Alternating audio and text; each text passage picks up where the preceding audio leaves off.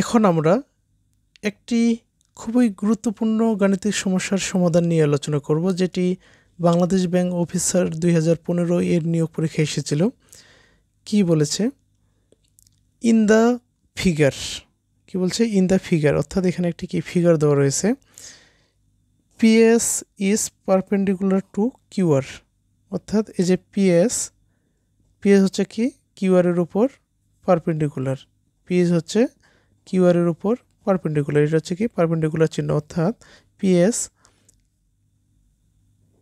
এই যে PS QR এর সাথে 90 ডিগ্রি কোণ উৎপন্ন করে, এদিকেও 90, এদিকেও কী হবে 90 ডিগ্রি কোণ উৎপন্ন করে। তাহলে আমরা কি বলতে পারবো? পিএস হচ্ছে কিউআর এর উপর পারপেন্ডিকুলার। আবার কি বলছে? ইফ, যদি P Q equal to PR equal to 26 হয়, বলছে যদি P Q equal to PR equal to 26, অর্থাৎ পি কিউ এবং পিআর এর যে মান, এই যে এটার যে লেন্থ, সেটা যদি কি 26 একক হয়, এবং যদি পিএস ইকুয়াল টু 24 হয়, বলছে কি যে পিএস এর মান হচ্ছে কত? 24, পিএস এর দৈর্ঘ্য হচ্ছে 24, দেন কিউআর ইকুয়াল টু হোয়াট, অর্থাৎ এই যে কিউআর এর দৈর্ঘ্য কতটা হবে, হ্যাঁ, কিউআর ইকুয়াল টু হোয়াট, এটা আমাদেরকে নির্ণয় করতে হবে। যেহেতু এটা কি একটা সমদ্বিবাহু ত্রিভুজ, আর সমদ্বিবাহু ত্রিভুজের শিরোকোণ কোনটা? এটা, অর্থাৎ সমান বাহু দুটি যে ছেদবিন্দু, সেখানে যে কোণ উৎপন্ন করে সেটা হচ্ছে শিরোকোণ। আর সমদ্বিবাহু ত্রিভুজের একটি শর্ত হলো এই শিরোকোণের সমদ্বিখণ্ডক এবং এই যে সমান বাহু দুটির যে বিপরীত বাহুটি, যেটাকে আমরা ভূমিও বলতে পারি, সেই বাহুটির উপর লম্ব এবং এই শিরোকোণটির যে সমদ্বিখণ্ডক, সেটি এই তৃতীয় বাহুটিকে সমান দুটি ভাগে ভাগ করে, অর্থাৎ PS equal to SR, PS এর দৈর্ঘ্য যতটুকু, এসআরও দৈর্ঘ্য ততটুকু। তার মানে হচ্ছে কিউআর ইকুয়াল টু লিখতে পারি আমরা PS equal to SR, PS equal to SR, অর্থাৎ এখান থেকে তাহলে আমরা কি লিখতে পারি? আচ্ছা, কিউআর সমান সমান আমরা কি লিখতে পারি? এখানে কিউআর ইকুয়াল টু সমান সমান কি লিখতে পারি? কিউএস প্লাস এসআর লিখতে পারি না? কিউআর সমান সমান কি? কিউএস প্লাস এসআর লিখতে পারি। আবার এই যে সমদ্বিবাহু ত্রিভুজের যে শর্ত, সেটা কি শিরোকোণের যে সমদ্বিখণ্ডক এবং তৃতীয় বাহুটির উপর যদি এটা কি হয়, লম্ব সমদ্বিখণ্ডক হয়, তাহলে কি করে এই যে ত্রিভুজটি সেটাকে সমান দুটি ভাগে ভাগ করে, প্লাস এই যে সমদ্বিবাহুর যে তৃতীয় বাহুটি, হ্যাঁ, সমদ্বিবাহু ব্যতীত যে তৃতীয় বাহুটি, সেই বাহুটিকে সমান দুটি ভাগে ভাগ করে, অর্থাৎ কিউআর ইকুয়াল টু কী হবে? QS plus SR. এখন আমাদেরকে নির্ণয় করতে হবে কিউআর এর দৈর্ঘ্য কতটা সেটা। আচ্ছা, এখান থেকে দেখেন তো, এখানে কি 26 এর মান জানি, এখানে 24 এর মান জানি, এখানে কি কিউএস এর মান জানি না, আবার এখান থেকে এসআর এর মান জানি না। এখন যদি আমরা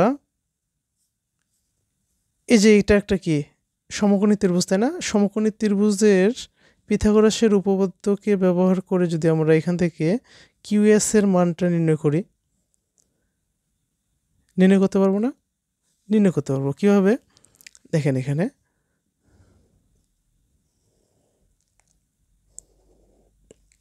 এটা হচ্ছে কি পিএস, এটা হচ্ছে কি 90 ডিগ্রি, আর এটা হলো পি কিউ। এই চিত্র অনুসারে আমি লিখতেছি এখানে, ঠিক আছে? এটার মান দেওয়া রয়েছে 26, এটা হচ্ছে কি 24। এটা কি একটা সমদ্বিবাহু ত্রিভুজ, আর আমরা কি জানি যে এটা একটা কি সমকোণী ত্রিভুজ, তাই না? পি কিউ এস হচ্ছে কি একটা সমকোণী ত্রিভুজ।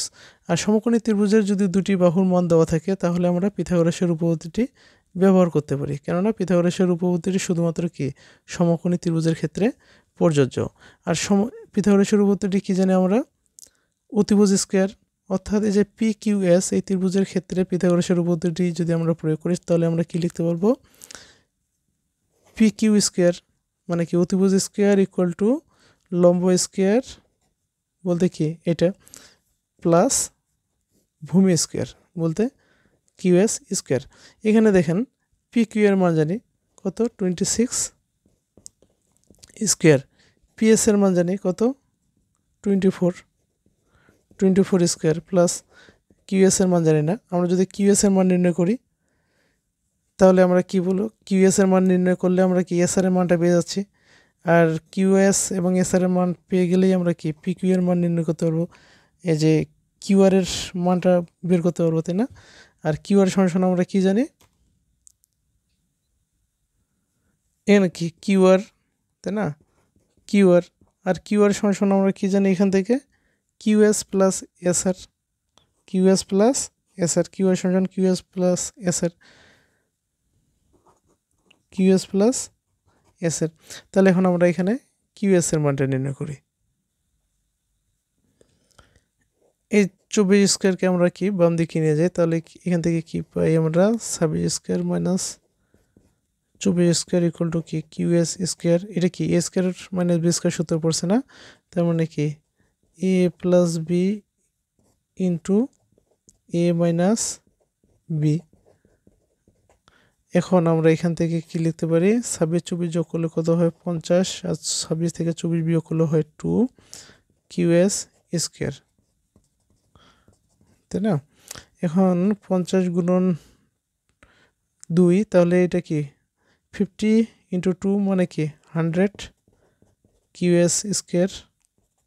সাইড চেঞ্জ করি, হ্যাঁ সাইড চেঞ্জ করলে কি হয় কিউএস স্কোয়ার, উভয় দিকে রুট নেই, তাহলে কি স্কোয়ার রুট কেটে যায়, কিউএস সমান কি 100 এর রুট মানে কি 10, তাহলে আমরা কি কিউএস ইকুয়াল টু পেলাম কত, কিউএস ইকুয়াল টু পেলাম 10, তাই না? আর আমরা কি কিউআর এর মান নির্ণয় করবো, কিউএস ইকুয়াল টু 10 পেলাম।